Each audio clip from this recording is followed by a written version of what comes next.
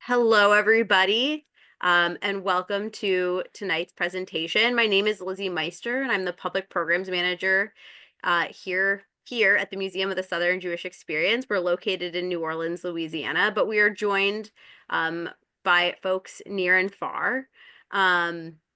To welcome Mark Wygoda and hear about the story of Hermann Wygoda, his father, a Warsaw Ghetto smuggler, Italian partisan, and Chattanooga home builder, in honor of International Holocaust Remembrance Day.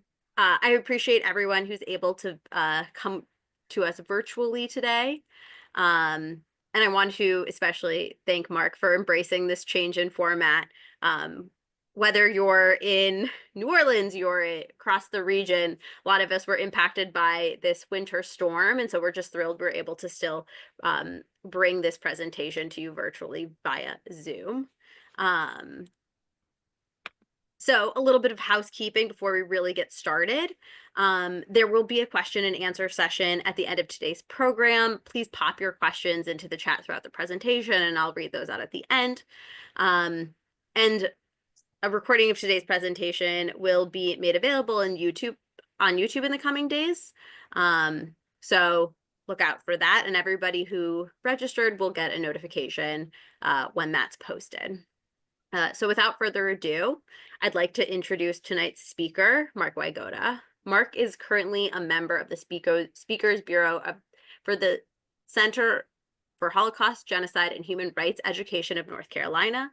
He resides in Durham, North Carolina, where him and his wife, Linda, belong to Judea Reformed Congregation. Mark has a PhD in zoology, and prior to moving to North Carolina, he served on the faculty of McNeese State in Lake Charles, Louisiana for 37 years until he retired in 2022 as Professor Emeritus.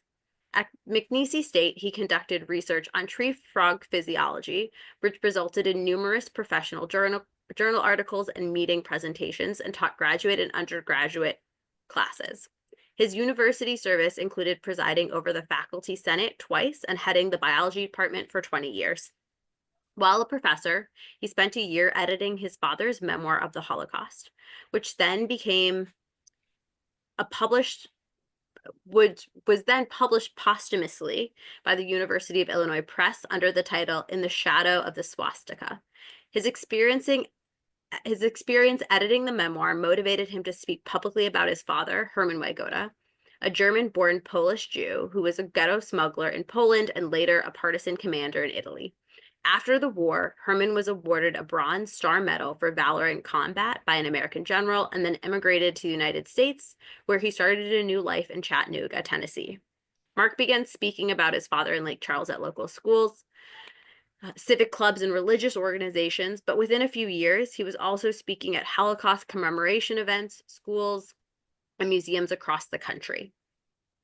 In all, he's spoken at over 100 audiences in 16 states and one foreign country over the past 30 years. Mark can be reached via email at mwygoda51@gmail.com. Let's all welcome our speaker tonight, Mark Wygoda. Hand it over to you. Thank you, Lizzie. Hello, everybody.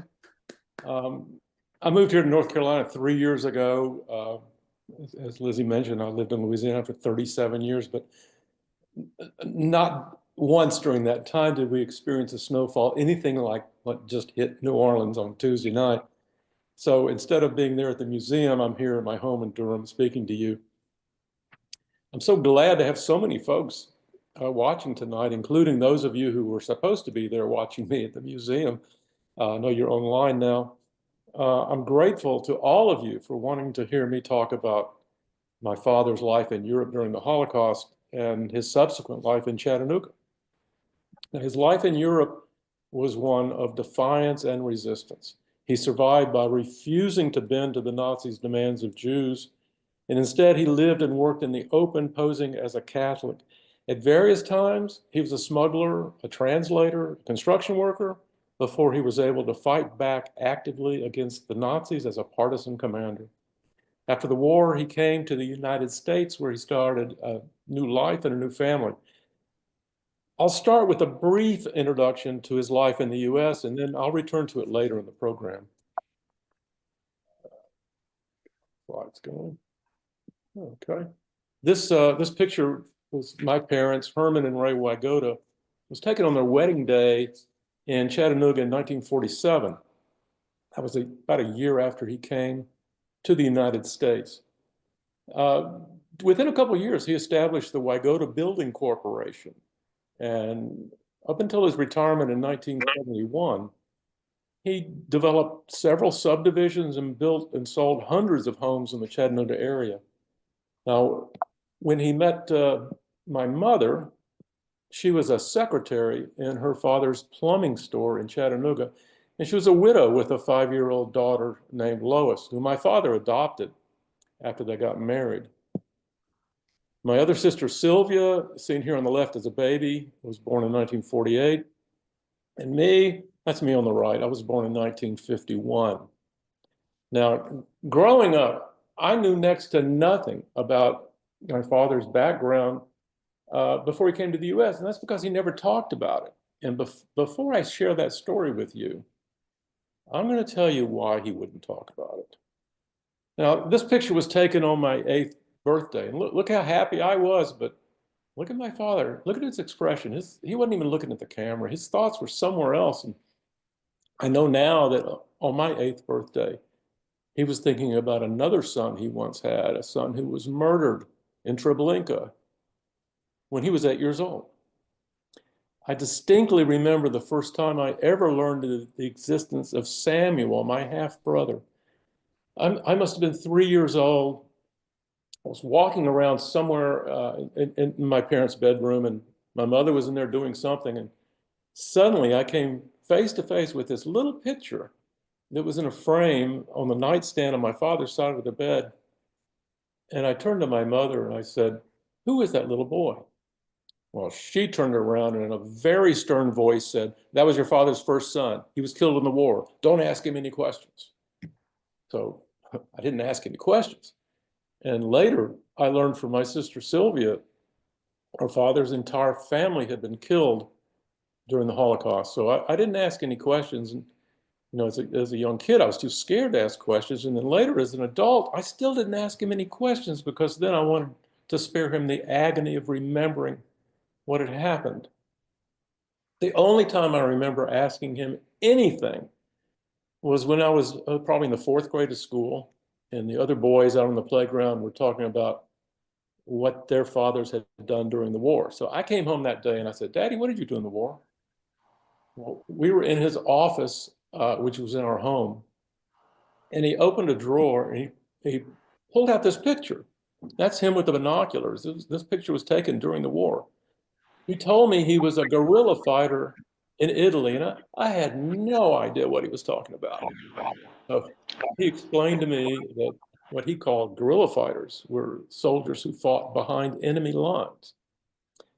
And I remember asking him, what was his rank and did he win any medals? So out of that drawer came these 2 items. On the left was a patch that he saved from his uniform. He told me that he was a lieutenant colonel. And on the right, that's an American Bronze Star medal that he was awarded after the war.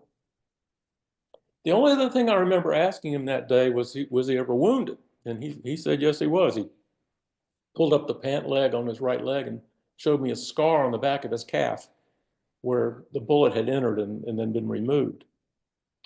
Well, even though he wasn't able to talk about what happened, he was able to write about it.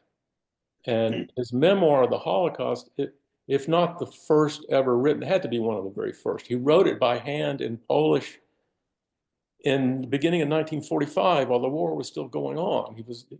Then he was living in a cave in northern Italy commanding his troops. He said that in his memoir, he added that the snow was very deep in the wintertime. There's not much fighting going on. He had patrols out on skis and snowshoes, but he had a lot of time on his hands. And he decided to reflect on his life and decided to write about his experiences going back to the first day of World War II. Well, he came to the US in 1946. He couldn't speak any English when he got here, but 20 years later, He translated his entire memoir into English. And it's from his English translation that I learned about his experiences in Europe that I talked about now. Hermann Wygoda was born in Offenbach, Germany in November 1906 to Polish parents. His mother, who's seen here holding his hand, her name was Hanna, and his father was Meyer. The family name was Wygoda. That's how Wygoda was pronounced in Europe. After Meyer was killed in World War I, Hanna took her two sons, Hermann and his younger brother Leon, back to her hometown of Kossow, Poland, a very small town located about 50 miles east of Warsaw. Leon is shown in the other picture at a later date with their mother. Leon stayed in Kossow, became a cabinet maker, while my father, after serving as a lieutenant in the Polish army for a few years, he attended Warsaw Polytechnic Institute and became an engineer. He took his first job back in Germany, in Berlin, but he left to come back to Poland in 1929 because of the rising anti-Semitism that was going on. He married. The couple had a son, Samuel, my half-brother. But they later separated, and my father raised Samuel himself with the help of his mother. The three of them lived together in a downtown Warsaw apartment. Now, in the summer of 1939, my father knew that war was coming, and he also knew that when the Germans took over Poland, the Jews there would suffer the same terrible fate that Jews had been suffering in Germany since Hitler came to power in 1933. My father knew what was happening in Germany because he would listen to international news on his shortwave radio. He felt it'd be far safer for his son and his mother to be with his brother Leon in Kossow rather than in the giant metropolis of Warsaw, the capital city.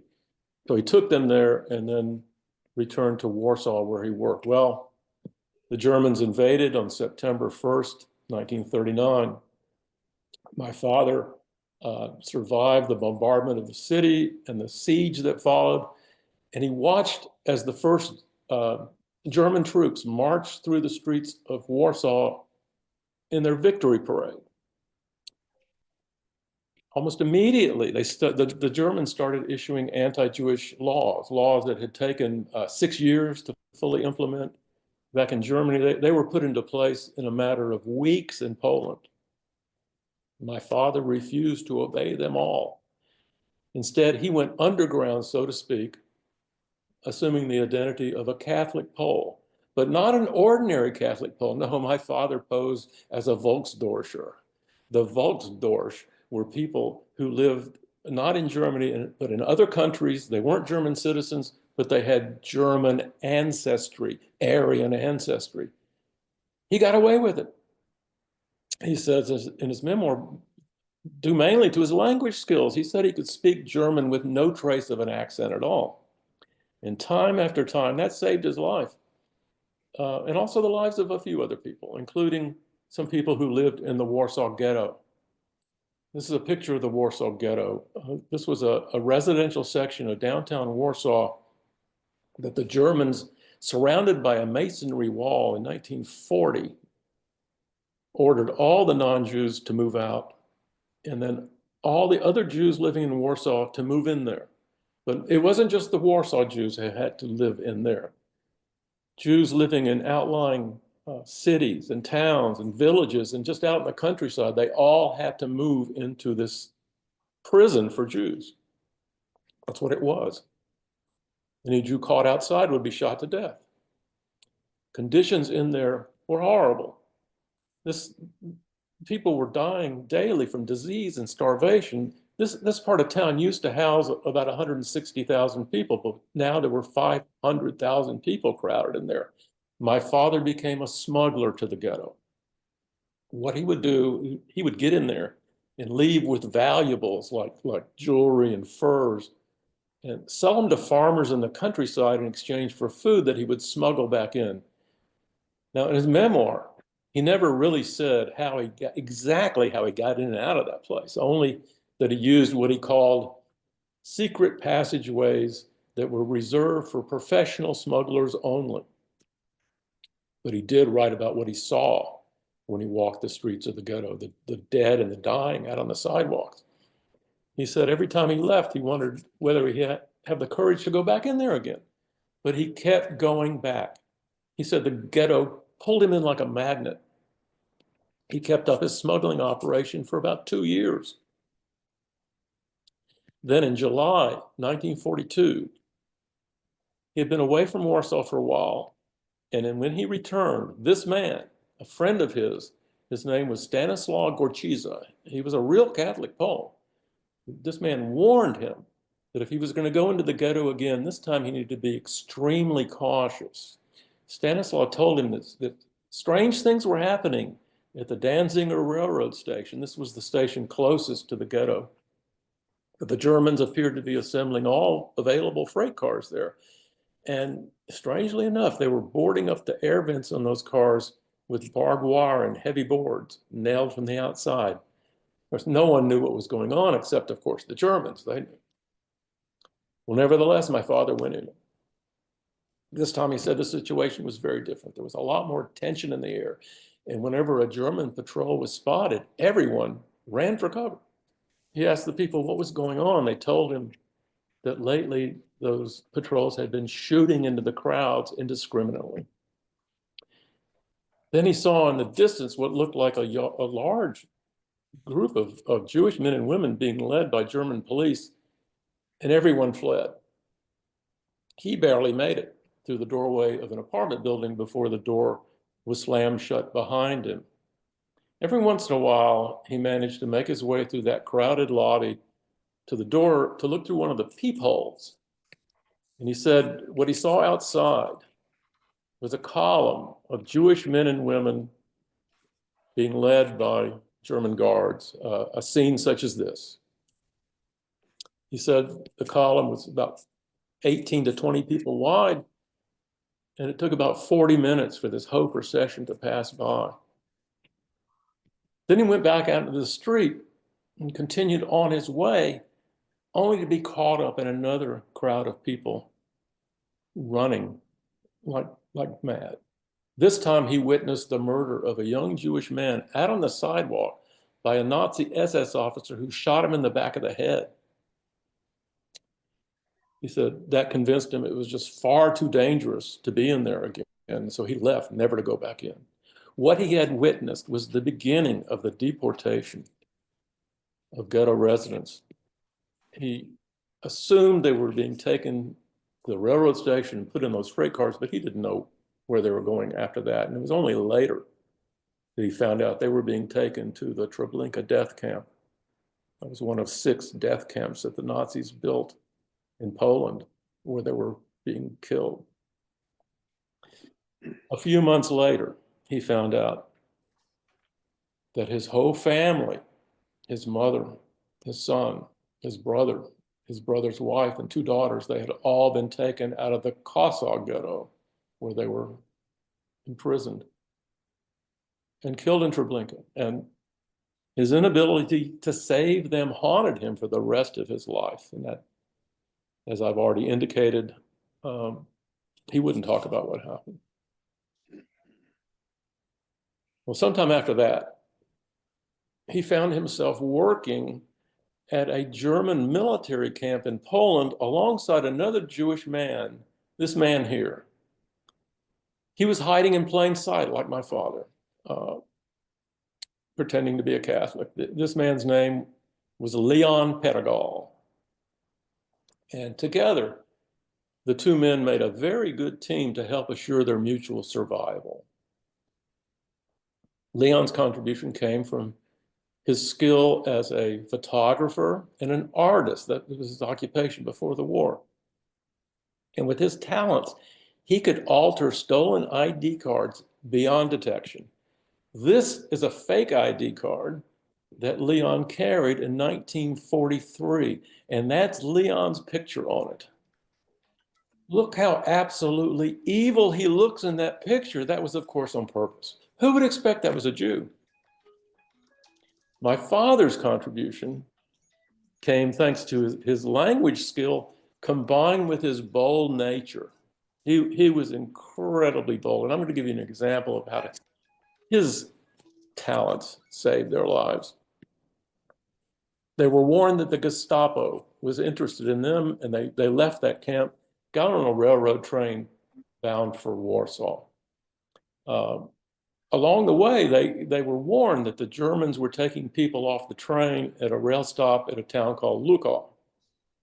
Now, this was the spring of 1943. Germans were facing a labor shortage back at their war factories in Germany. And of course, they were using Jews as slaves, but they weren't importing Jews into Germany at all.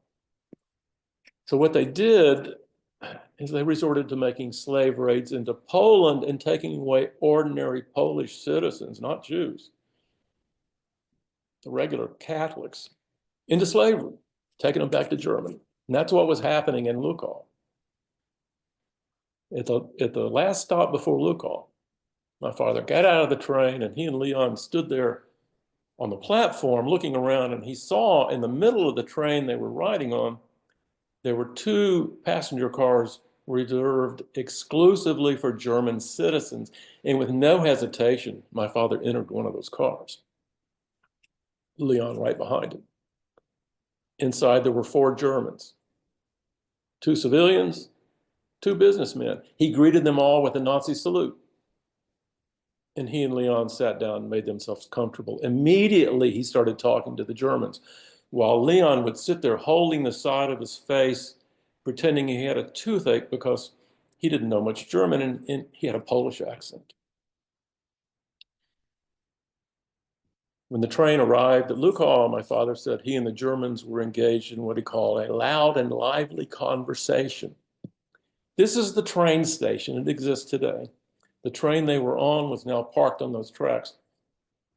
German soldiers lined both sides of the track, allowing no place to escape.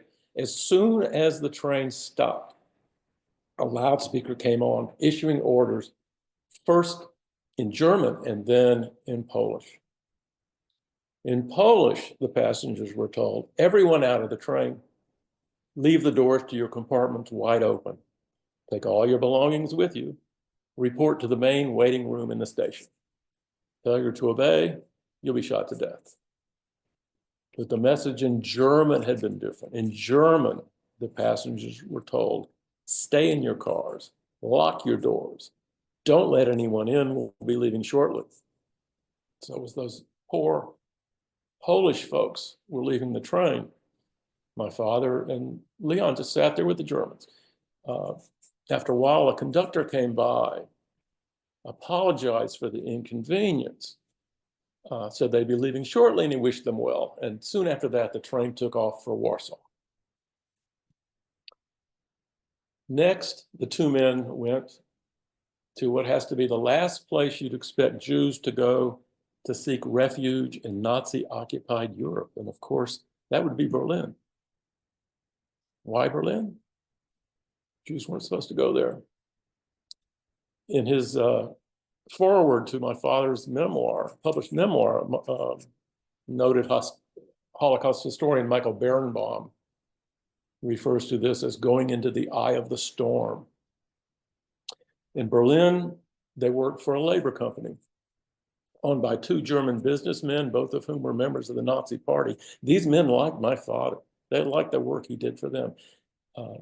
At times, he was a foreman. At times, a translator for them. And at other times, he was an armed courier, taking company documents and money to various places, including far northern Finland and Estonia on assignments. Leon worked for them as a draftsman.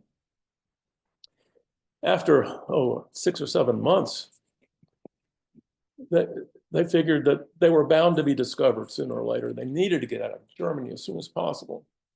Well, their ticket out of Germany, so to speak, came thanks to the Allies, who were now bombing Berlin. After one particular bombardment, the company they worked for was given the contract to clear out the rubble from a bombed out government building. That's a government building. And my father went in first. He was given 100 men to do the job, but he went in first to snoop around, and he found what he was hoping to find: blank travel documents, blank ID cards, official government stamps. Now, with the documents filled out properly by Leon, the two men could go anywhere they wanted within the sphere of German influence. So in December of 1943, they boarded a passenger train and arrived at the Mediterranean port city of Savona, Italy. This was the time when the Germans were occupying northern Italy.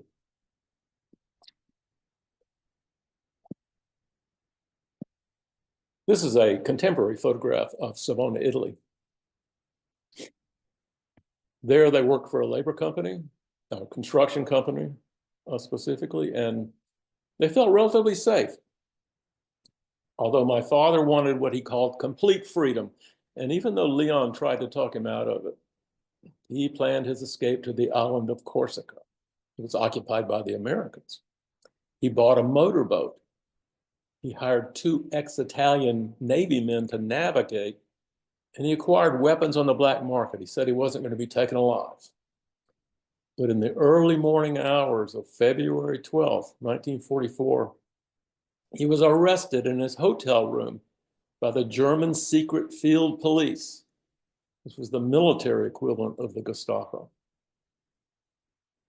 5 men, a captain, a sergeant, 3 enlisted men made the actual arrest, and other soldiers stood guard outside. They put him in the back of a German staff car, drove him to the military garrison in Savona, questioned him for hours, and then locked him in a cell. He escaped that night, went up into the mountains to the west of Savona, and there, after a couple of days, he learned from local farmers the reason the Germans had used such elaborate precaution in arresting him, the reason they treated him with relative courtesy, the reason they just didn't take him out in the street and shoot him, and that is because they thought they had captured a famous British spy that was supposed to be in the area. And of course, they got that wrong. He also found out that Leon, too, had been arrested. Well, my father spent the next few weeks living in a cave high up in the mountains, the location of which is shown here by this arrow. And it was there in that cave that he was approached by a group of armed men. He knew who they were. They were the partisans. They asked him to come with them, and of course he went. They took him a few miles away to a house where he met a high-ranking officer in the Italian Liberation Army who persuaded him not just to join the partisans, but also to assume command of one of their units that was active in those mountains but had recently lost their leader. He agreed, and thereafter became known only as Commandante Enrico, Commander Enrico. All partisans went with an assumed name, an alias. He chose Enrico for himself. Here, Commandante Enrico, my father, is seen in the middle of this picture. And in the background, that's his mountain cave that he turned into his command headquarters. He's flanked by 2 members of his command staff in this picture. Initially, he was in charge of 117 young, mainly young, inexperienced volunteer freedom fighters. His first act as commander was to reorganize that detachment and instill discipline. With his leadership, they started becoming effective. Initially, they were fighting only with single-shot rifles, but soon they were using captured German automatic weapons, and then later, British and American weapons that were airdropped to them by the Allies. In this picture, my father is holding a British-made Sten submachine gun.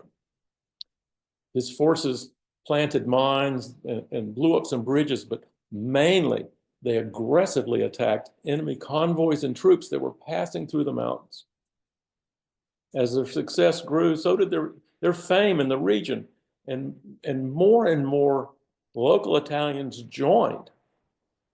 He split up his detachment into several different detachments, and then later organized a number of detachments in the area into 4 separate brigades, each with its own commander.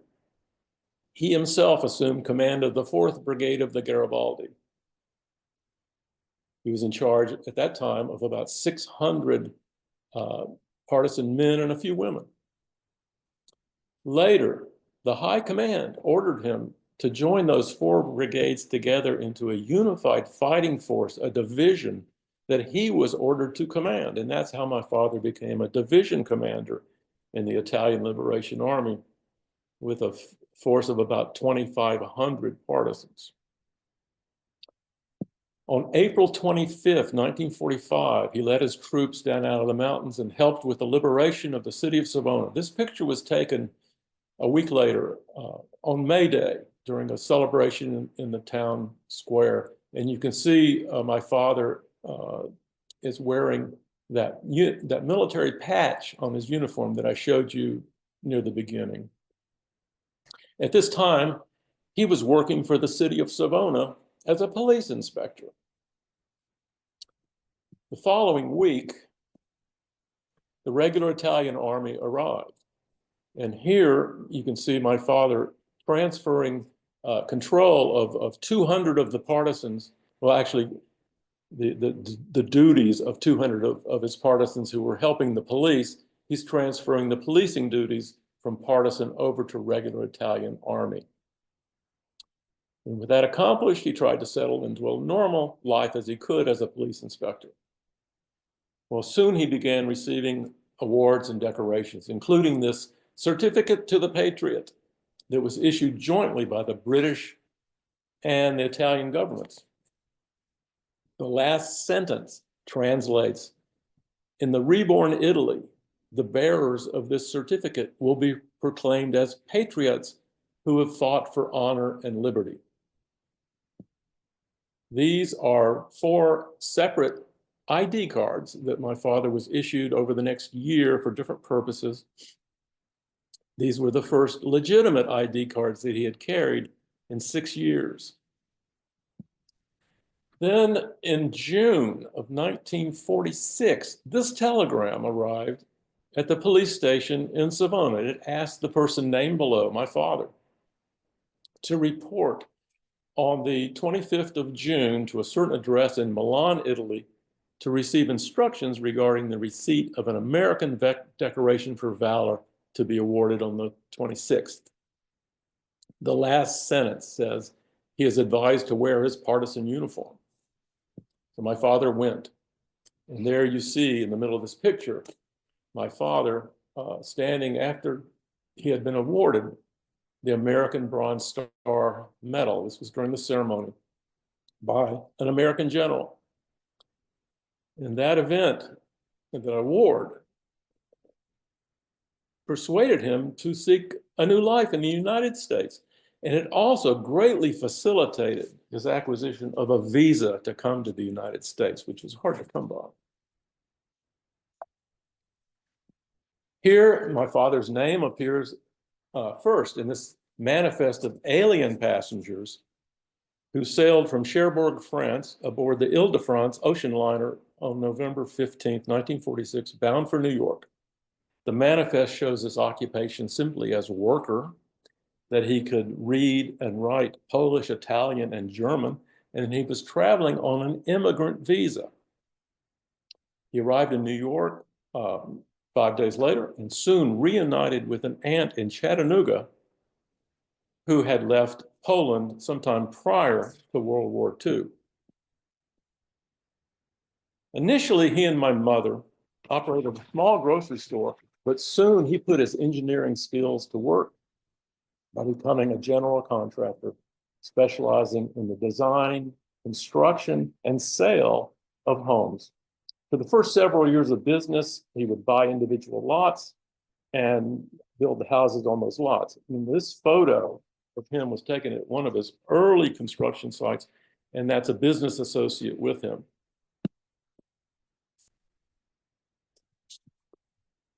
In 1950, he founded the Wygoda Building Corporation.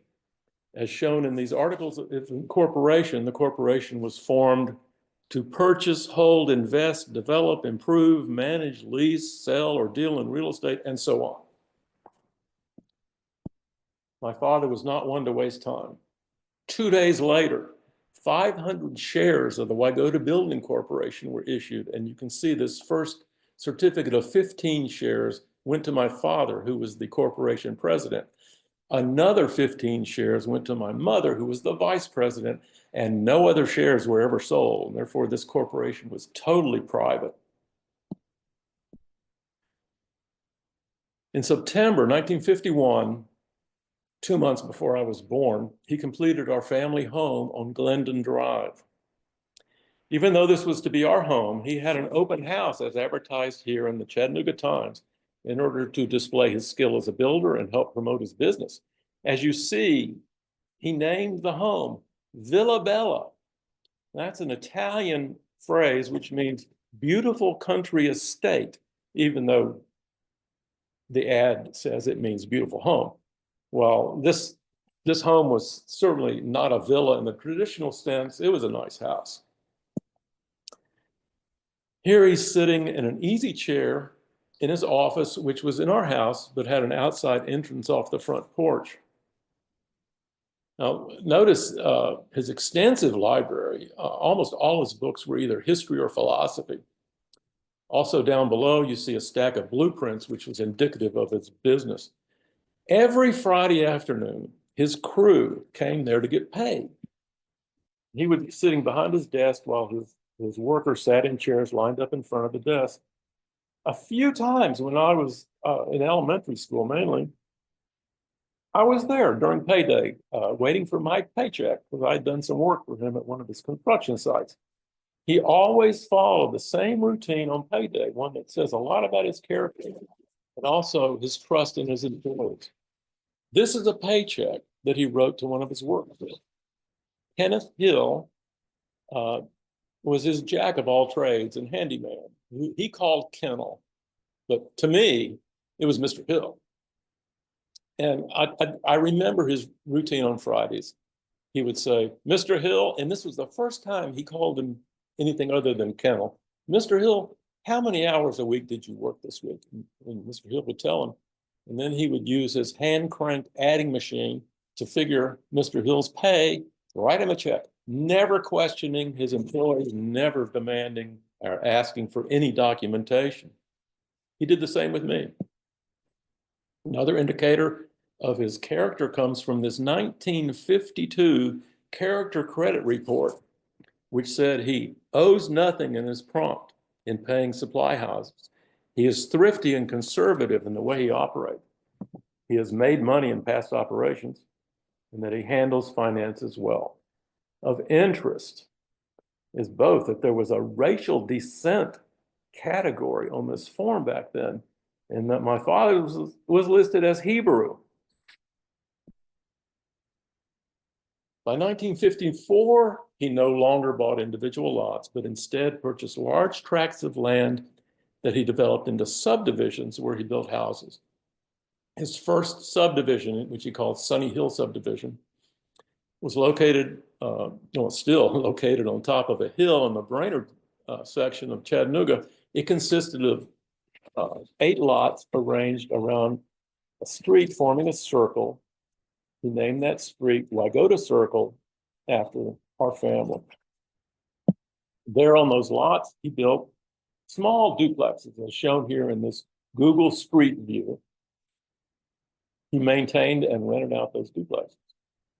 In the middle of the circle, there was a large old farmhouse that he rented out for a while until he had it demolished and a larger duplex built there. He sold all the duplexes in the 1960s. In 1956, he bought a much larger tract of completely undeveloped land in East Brainerd on top of a ridge, on the side of a ridge. This became a subdivision he named Panorama Heights.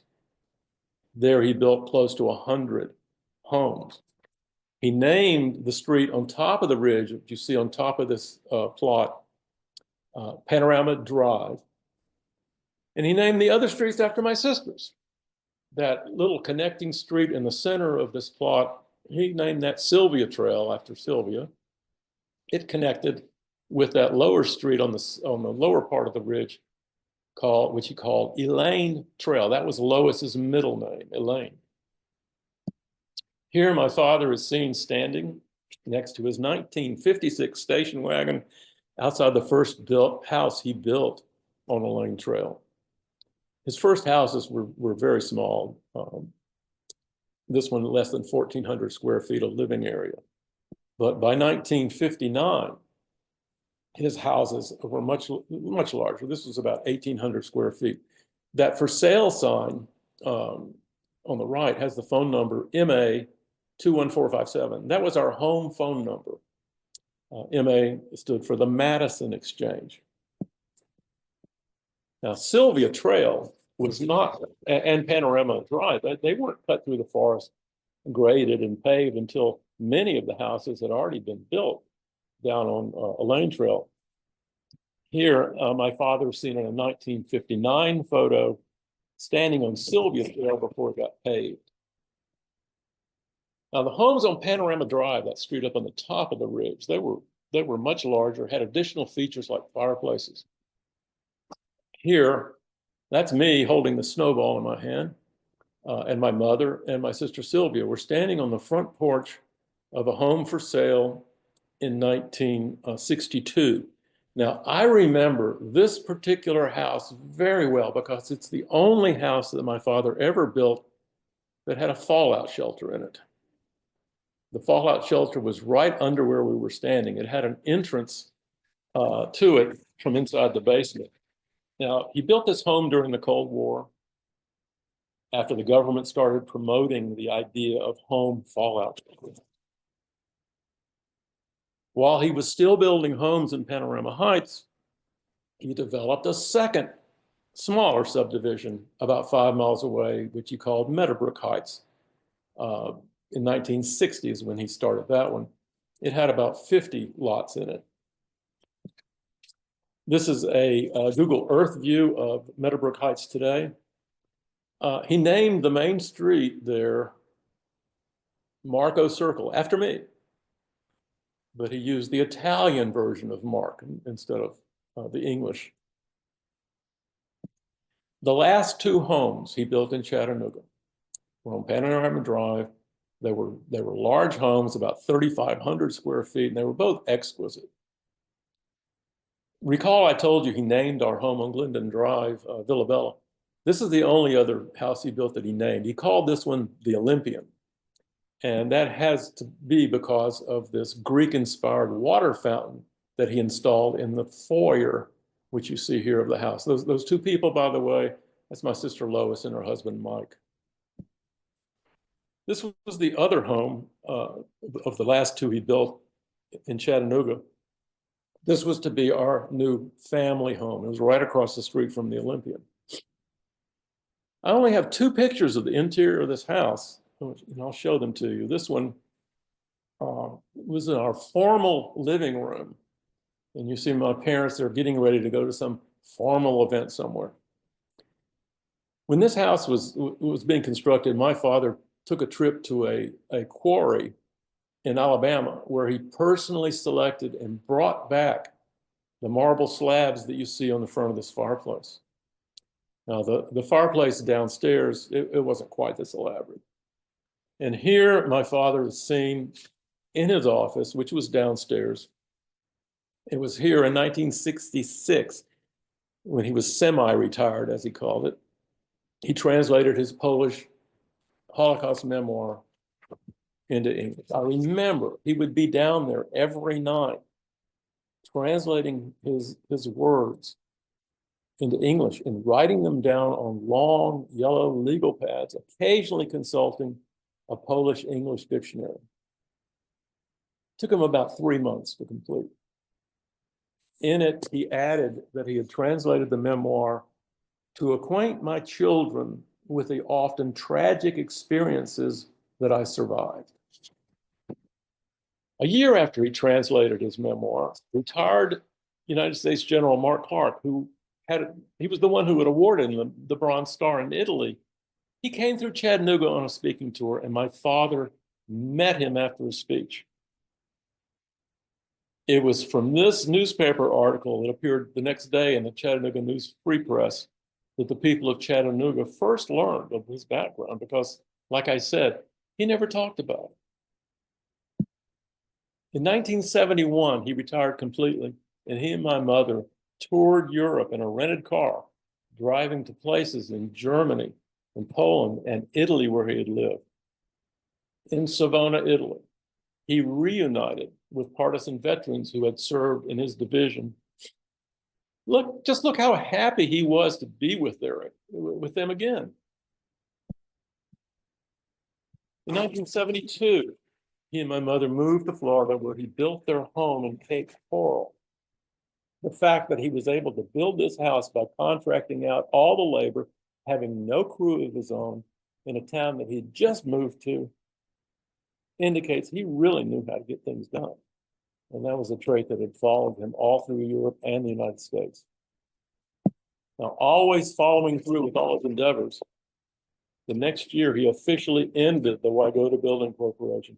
These are the articles of dissolution from the State Department of Tennessee.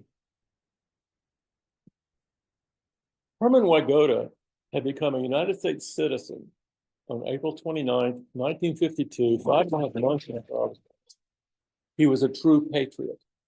He loved and supported his new country, and he sought to defend it in ways that were available to him. I'm going to give you a few examples now of his patriotism. 2 years after he became a citizen, he enrolled in and completed the Industrial College of the Armed Forces 2-week National Resources Conference in Chattanooga. At the time, these seminars were being held across the country to acquaint military reserve officers and prominent civilians with the problems associated with national security and how civilian military cooperation would be needed to meet these problems. In the late 1950s, my father joined the local civil defense, and here is his badge that he wore with a blue uniform shirt and military-style cap during civil defense drills.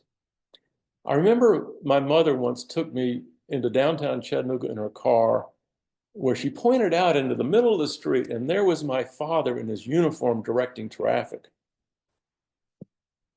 He's seen here in a photo that appeared in the Chattanooga Times in 1961.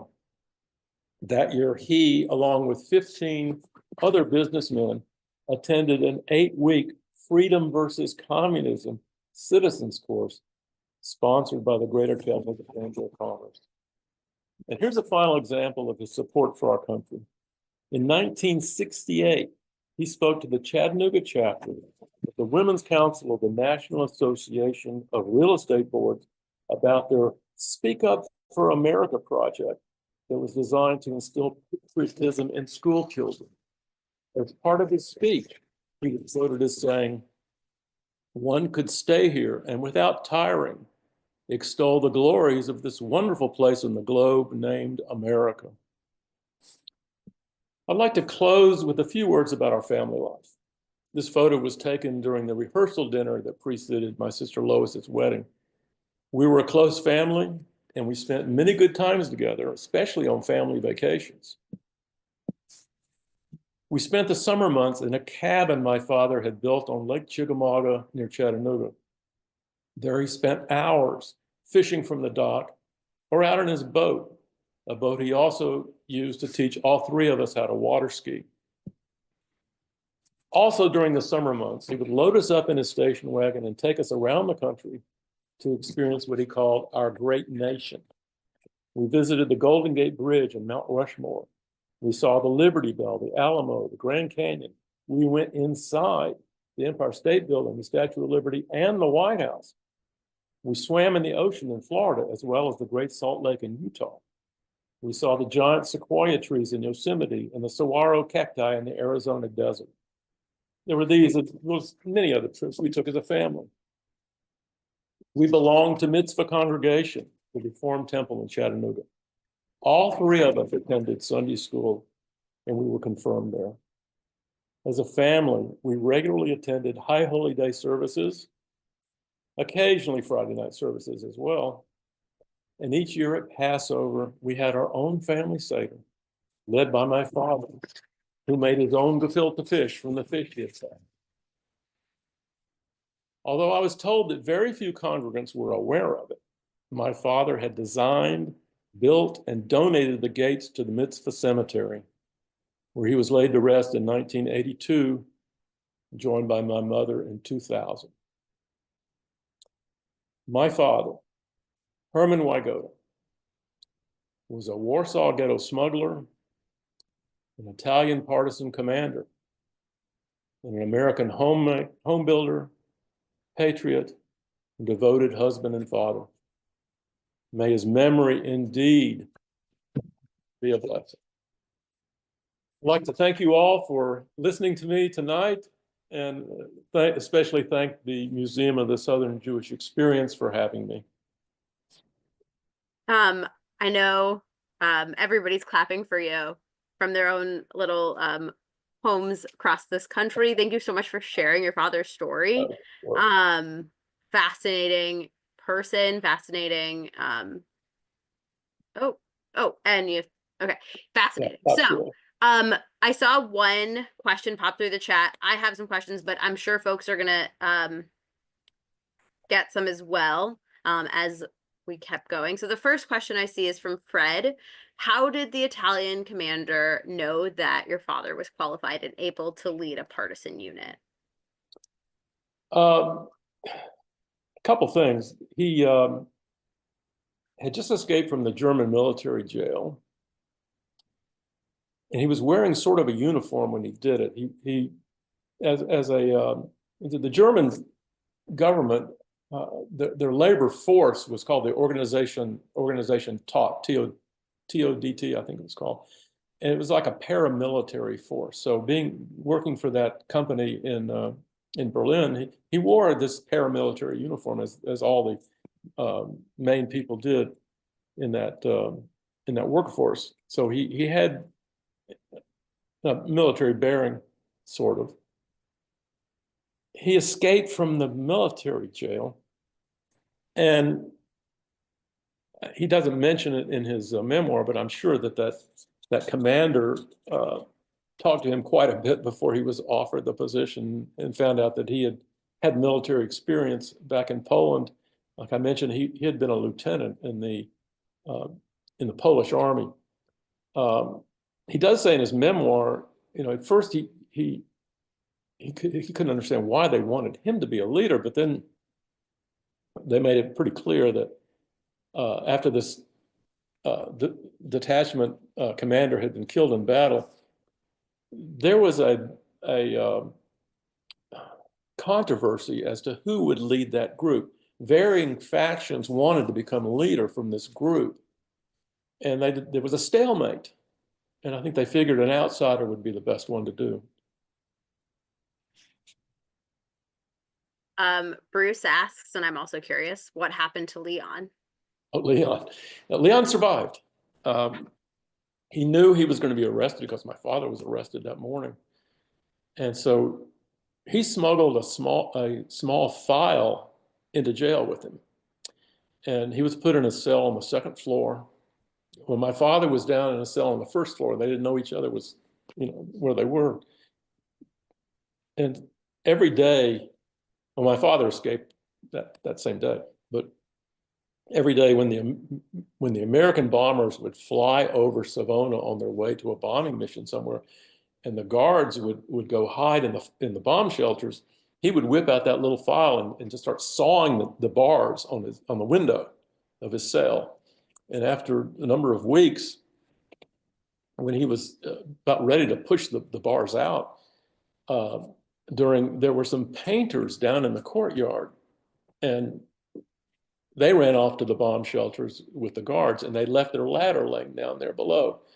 So he pushed out the bars, jumped down to the ground, got that ladder, put it up against the wall, scrambled over the wall. He went up into the mountains and didn't know my father was up there somewhere. But farm family hid him for a while. He confided in them. And then he decided he was going to walk all the way to Switzerland to freedom, and he did. He walked to Switzerland. He arrived there in bad shape. He had tuberculosis. He had frostbite. It took him years to recover. And he never could, he tried to get a visa to come to the US, but he never could get one. But he did get a visa to come to Canada. And he reunited with my father. I met Leon. He and his wife came from Montreal to Chattanooga to visit. And I was a little kid. And then when I was like 16, I believe, we went to Montreal and visited them. So yes, he made it. Oh, along the same lines, how did your father escape jail? Oh, my father. Well, he says that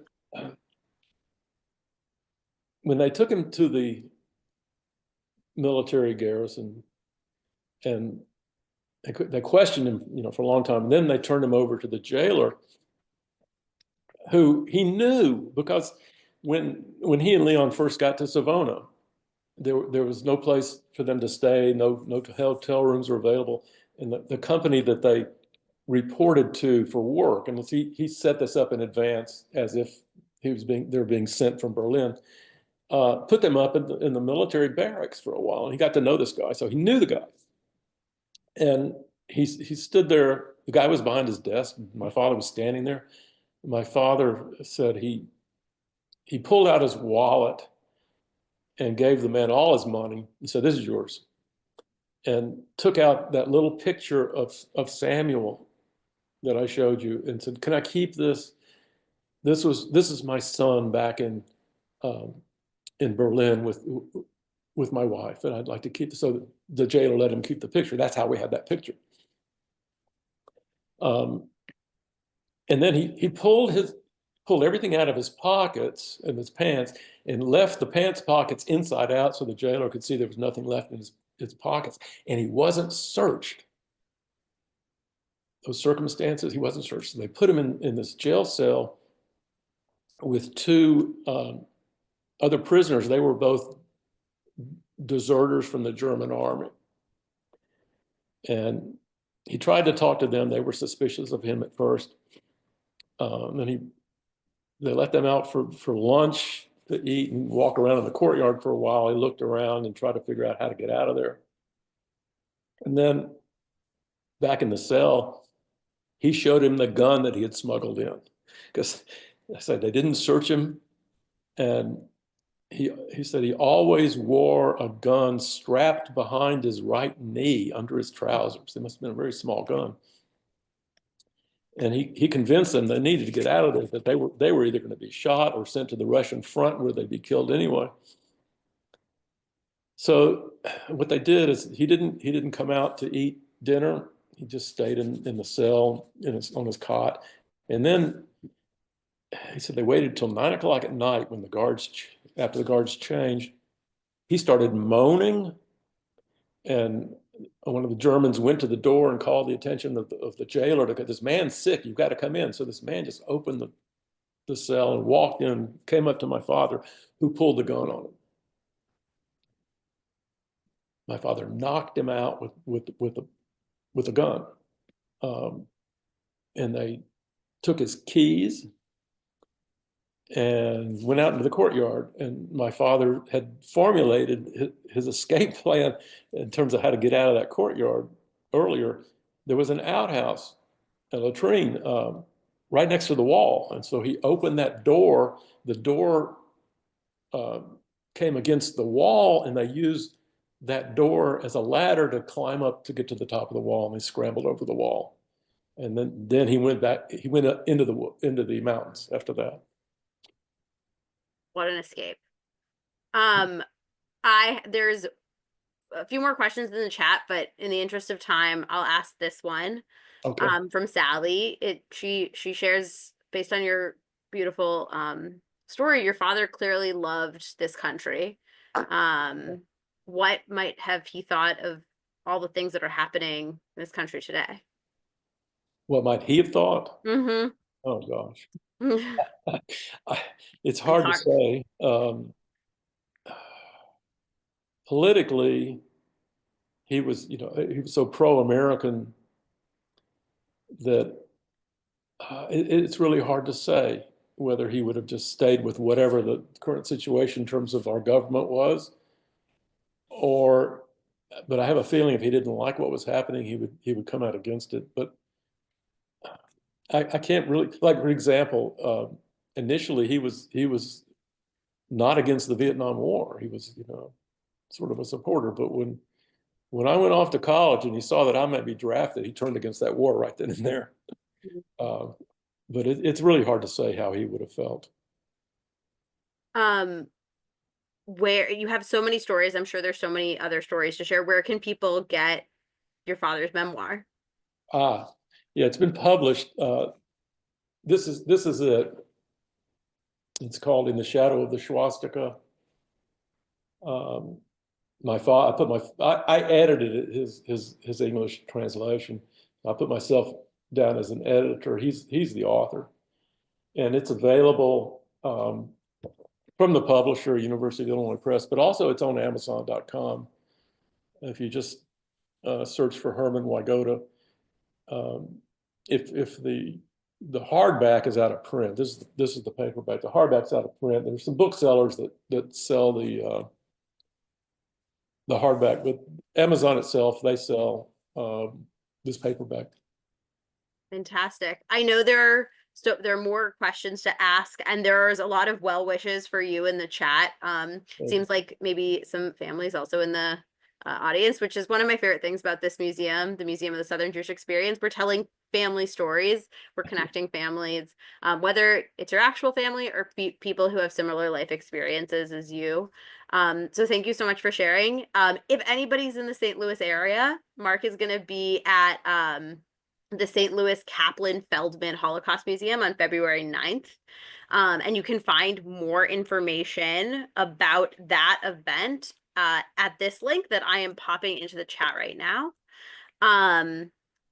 We're always interested in hearing from everybody about what y'all think about these programs. So if you have any questions, please reach out to me, Lizzie, at my email address, lizzie@msje.org.